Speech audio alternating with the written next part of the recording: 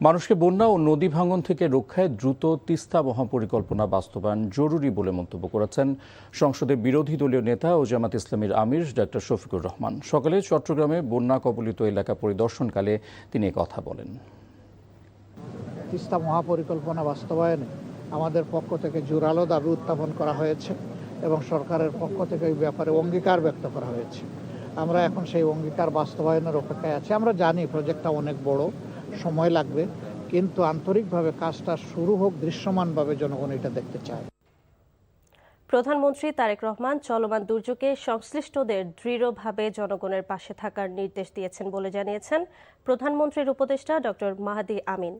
সকালে সরকারি বাংলা কলেজে প্রাক্তন শিক্ষার্থীদের প্রথম পুনর্মিলনী অনুষ্ঠানে তিনি কথা জানান। বলেন, বন্যায় ক্ষতিগ্রস্তদের পাশে থাকার জন্য বিএনপির নেতাকর্মীদেরও নির্দেশনা দেওয়া হয়েছে। ক্ষতিগ্রস্তদের প্রশাসন সহ রাষ্ট্রের প্রতিটি অনুষঙ্গ সাহায্য সামগ্রী পৌঁছে দিচ্ছে বলেও জানান প্রধানমন্ত্রীর উপদেষ্টা। এ সময় মানবিক মূল্যবোধের ভিত্তিতে সবাই একসাথে দেশ গড়তে নির্বাচিত সরকারকে সহযোগিতার আহ্বান জানান মাহাদি আমিন। বলেন, জনগণের প্রত্যাশা পূরণে সরকার চেষ্টা করছে। জনগণের সরকারের প্রধানমন্ত্রী হিসেবে মাননীয় প্রধানমন্ত্রীর নির্দেশনায় বর্তমানে রাষ্ট্র পরিচালনায় থাকা দল বিএনপি এবং সর্বস্তরের নেতাকর্মীরা এই 5 জেলা এবং অন্যান্য জায়গায়ও ক্ষতিগ্রস্ত মানুষের সাথে দাঁড়িয়েছেন, পাশে দাঁড়িয়েছেন এবং সম্পূর্ণভাবে প্রশাসন, আইন শৃঙ্খলা বাহিনী, যেখানে প্রয়োজন সেনাবাহিনী এবং রাষ্ট্রের গুরুত্বপূর্ণ প্রতিটি অনুষঙ্গ ক্ষতিগ্রস্ত মানুষদের কিভাবে কষ্ট লাঘব করা যায়, কিভাবে তাদের কাছে খাদ্যপণ্য পৌঁছে দেওয়া যায়, কিভাবে পানি পৌঁছে দেওয়া যায়, স্যানিটেশন নিশ্চিত করা যায়, সেগুলো নিয়ে কাজ করছেন। সংস্কৃতি মন্ত্রী অ্যাডভোকেট নিতাই রায়চৌধুরী জানিয়েছেন, সব প্রস্তুতি শেষ, খুব শিগগিরই জুলাই জাদুঘর দর্শনার্থীদের জন্য খুলে দেয়া হবে। সকালে কুমিল্লা জাদুঘর ও শালবন বিহার পরিদর্শন শেষে সাংবাদিকদের প্রশ্নের জবাবে তিনি কথা জানান। মন্ত্রী বলেন, অন্তর্বর্তী সরকারের সময় জুলাই জাদুঘর কমিটি কিছুটা এলোমেলো ছিল, সে কারণে নতুন করে কমিটি গঠন করা হয়েছে। দ্রুত সময়ের মধ্যে সংবাদ সম্মেলনের মাধ্যমে জুলাই জাদুঘর উদ্বোধন সংক্রান্ত বিষয়ে বিস্তারিত জানানো হবে। তথ্য সম্প্রচার মন্ত্রী জহিরুদ্দিন স্বপন বলেছেন, দীর্ঘ আন্দোলন সংগ্রামের পর পাওয়া গণতান্ত্রিক বাংলাদেশে এখন রাষ্ট্র মেরামতের কাজ চলছে। প্রধানমন্ত্রী তারেক রহমান সেই লক্ষ্যে দিনরাত পরিশ্রম করে চলেছেন। সকালে বরিশাল বিশ্ববিদ্যালয় ক্যাম্পাসে শহীদ রাষ্ট্রপতি জিয়াউর রহমানের ৪৫তম শাহাদাত বার্ষিকী উপলক্ষে আয়োজিত মাসব্যাপী বৃক্ষরোপণ কর্মসূচির সমাপনী অনুষ্ঠানে তিনি এসব কথা বলেন। মন্ত্রী আরও বলেন, প্রধানমন্ত্রী সরকার প্রধান হিসেবে নয়, রাষ্ট্রনায়ক হিসেবে দেশ ও দেশের মানুষের উন্নয়নে কাজ করছেন। সরকারের পাশাপাশি এই ধরনের সামাজিক সংগঠনের সামাজিক তৎপরতাকে অব্যাহত রাখতে হবে। প্রমাণ করতে হবে রাজনীতি কেবলই ক্ষমতা ভোগ করার একটা প্রক্রিয়া নয়, রাজনীতি জনগণের ভাগ্য পরিবর্তনের প্রক্রিয়া, এবং সেটা যেই রাজনৈতিক দল ক্ষমতায় যেতে চায় তাদের কর্মকাণ্ডের মধ্য দিয়ে তা প্রমাণ করতে হবে। নরসিংদীর মেথিকান্দা রেল স্টেশনে হামলা ও লুটপাটের শিকার বাক প্রতিবন্ধী বৃদ্ধা ববি বেগমের মৃত্যুর ঘটনায় জড়িত 6 জনকে গ্রেফতার করেছে র্যাব। সকালে প্রেস ব্রিফিংয়ে জানানো হয়, বৃদ্ধার কাছে সঞ্চিত অর্থ লুট করতেই ওই নারীকে হত্যা করে মাদকাসক্তরা। বিস্তারিত সালাউদ্দিন কাদেরের রিপোর্টে। ৮০ বছর বয়সী ববি বেগম, রোগে শোকে জরাজীর্ণ শরীর নিয়ে জনমদুখী বাক প্রতিবন্ধী এই নারী নিঃসঙ্গ জীবনযাপন করতেন নরসিংদীর মেথিকান্দা রেল স্টেশনে। গত ৪ জুলাই মাঝরাতে স্টেশনে একটি পরিত্যক্ত ঘরে ঘুমিয়ে থাকা অবস্থায় দুর্বৃত্তরা নির্মমভাবে পিটিয়ে আহত করে তাকে। 4 দিন চিকিৎসাধীন থাকার পর মৃত্যু হয় তার। এই ঘটনায় দেশ জুড়ে ব্যাপক প্রতিক্রিয়া সৃষ্টি হয়। ঘটনার অনুসন্ধানের পর র্যাব জানায়, স্টেশনে পরিচ্ছন্নতার কাজ ও মানুষের সহায়তায় যক্ষের ধনের মতো ২০,০০০ টাকা জমিয়েছিলেন বৃদ্ধা ববি বেগম। সেই অর্থ লুট করতেই এই হত্যাকাণ্ড। এই ঘটনা জানার পর আমরা ছায়া তদন্ত শুরু করি এবং ঘটনার গুরুত্ব বিবেচনায় আমাদের র্যাব ১১-র নরসিংদী ক্যাম্প তাৎক্ষণিকভাবে জড়িত হয় এবং মামলার তদন্তকারী কর্মকর্তার সহায়তা, গোয়েন্দা তথ্য প্রযুক্তির সহায়তা, ঘটনাস্থল পরিদর্শন, প্রত্যক্ষদর্শীদের তথ্য সংগ্রহ এবং ধারাবাহিক অভিযানের মাধ্যমে গ্রেফতার করি। ঘটনা অত্যন্ত মর্মান্তিক এবং আমরা আমাদের একটা নৈতিক দায়িত্ব মনে করি, যার কারণে আমরা অত্যন্ত পেশাদারিত্বের সাথে তাৎক্ষণিকভাবে সর্বাত্মক চেষ্টা চালিয়ে তাদেরকে আইনের আওতায় আনতে সক্ষম হয়েছে।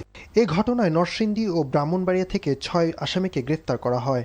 রেল স্টেশনগুলোতে নিরাপত্তা নিশ্চিত ও সকল প্রকার অপরাধ নির্মূলে এলিট ফোর্সটি কাজ করছে বলে জানানো হয় সংবাদ সম্মেলনে। সালাউদ্দিন কাদের, NTV news, Dhaka.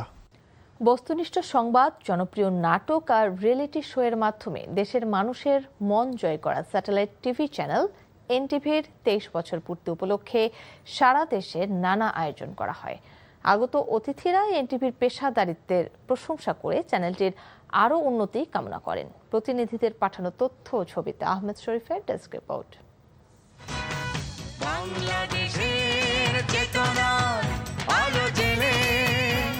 Lakshmipur press ক্লাবে 23 পেরিয়ে এনটিভির 24 বছরের পদার্পণ উপলক্ষে কেক কাটা আলোচনা সভার আয়োজন করা হয়। অনুষ্ঠানে পানি সম্পদ মন্ত্রী শহীদুদ্দিন চৌধুরী আনি প্রধান অতিথি হিসেবে উপস্থিত ছিলেন।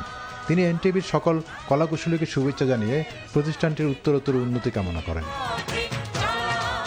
এই বছর শেষ 24 বছর এবং প্রথম দিকে এনটিভিকে আমরা সবচেয়ে বেশি রাজপথে দেখেছি।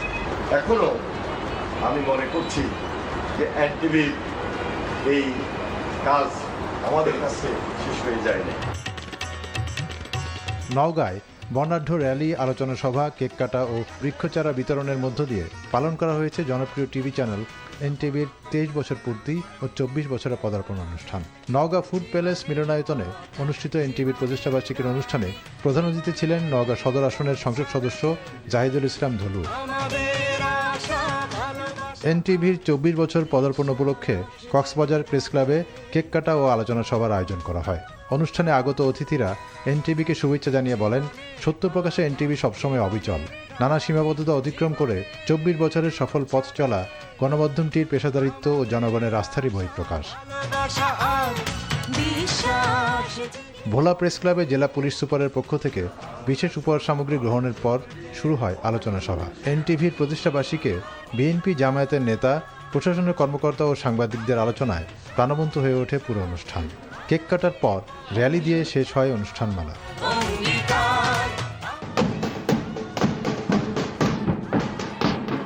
বর্ণাঢ্য র্যালি, বৃক্ষরোপণ সহ নানা আয়োজনে চাঁপাইনবাবগঞ্জে এনটিভির 24 বছর পদার্পণ উদযাপন করা হয়। শহরের জেলা স্কাউট ভবনের মিলনায়তনে আলোচনা সভায় প্রবীণ সাংবাদিকরা সহ গণ্যমান্য ব্যক্তিরা তাদের বক্তব্যে এনটিভির ভূয়সী প্রশংসা করেন। পরে প্রতিষ্ঠাবার্ষিকীর কেক কাটা হয়।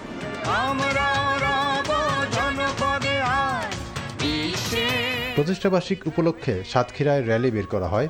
পরে শহরের রয়্যাল প্লাস কনভেনশন হলে আয়োজিত অনুষ্ঠানে অংশ নিয়ে অতিথিরা বলেন, 23 বছরে এনটিভি নানা চ্যালেঞ্জের মুখোমুখি হলেও বস্তুনিষ্ঠ সংবাদ প্রকাশে কখনো পিছপা হয়নি। কেক কাটা, আলোচনা সভা ও সাংস্কৃতিক অনুষ্ঠানের মধ্য দিয়ে সাতক্ষীরায় পালিত হয় এনটিভির প্রতিষ্ঠাবার্ষিক।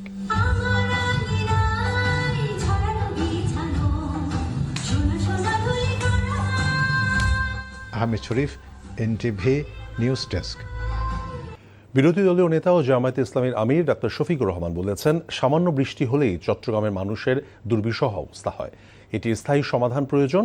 সকালে চট্টগ্রামের বন্যা দুর্গত এলাকা বাঁশখালী এবং সাতক্ষীরার বিভিন্ন এলাকা পরিদর্শন এবং ত্রাণ বিতরণ শেষে এসব কথা বলেন তিনি। এর আগে চট্টগ্রাম শাহ আমানত আন্তর্জাতিক বিমানবন্দরে নেতাকর্মীদের সঙ্গে মত বিনিময় করেন তিনি।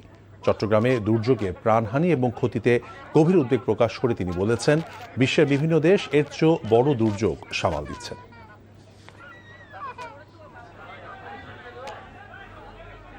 এটা আমাদের দুঃখ যে সামান্য একটু বৃষ্টি নামলেই গড়বাড়ির এই অবস্থা হয়ে যায়। এগুলা কোনো সমাধান না, সমাধানের পথ খুঁজতে হবে যে কেমনে এগুলা থেকে বাঁচা যায়। দুনিয়ার বহু দেশ আছে এর চাইতে আরও খারাপ অবস্থা ছিল তাদের, কিন্তু এখন তারা এগুলা থেকে উত্তরণ করে চলে আসছে। তো সেই হিসাবে আমরা আশা করছি যে আমরাও যদি আন্তরিকভাবে সবাই মিলে দেশের জন্য কাজ করি, সমাধান বের হবে ইনশাল্লাহ। ডিসেম্বরে পলাতক ফ্যাসিস্ট শেখ হাসিনার দেশে ফেরার আলোচনা প্রোপাগান্ডার অংশ বলে মন্তব্য করেছেন এনসিপির আহ্বায়ক এবং বিরোধী দলীয় চিফ হুইপ নাহিদ ইসলাম। তিনি বলেন, শেখ হাসিনা দেশে ফিরলে শুধুমাত্র ফাঁসির রায় কার্যকর হওয়ার জন্যই ফিরবেন। বিকেলে রাজধানী কাকরাইলে ন্যাশনাল এসএমই অ্যাসোসিয়েশনের আলোচনা সভায় তিনি আরও বলেছেন, হাসিনা দেশে ফিরবে কিনা এটি বাংলাদেশ ও ভারতের মধ্যকার কূটনৈতিক এবং আইনি প্রক্রিয়ার বিষয়। তিনি সরকারের প্রতি যথাযথ কূটনৈতিক উদ্যোগের মাধ্যমে হাসিনাকে দেশে ফিরিয়ে এনে বিচারের রায় কার্যকর করার আহ্বান জানান। তিনি আরও বলেন, গণহত্যার বিচার কার্যকর হলে তা দেশের রাজনৈতিক স্থিতিশীলতা প্রতিষ্ঠায় গুরুত্বপূর্ণ ভূমিকা রাখবে।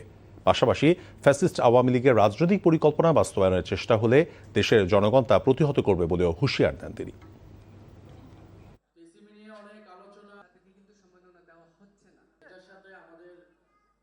ডিসেম্বরে কেউ একজন দেশে ফেরার পরিকল্পনা করছেন, তা আমাদের ইয়া থাকবে যে দেশ তো দেশের অলরেডি 16 বছরে ধ্বংসযোগ্য হয়েছে। এখন এই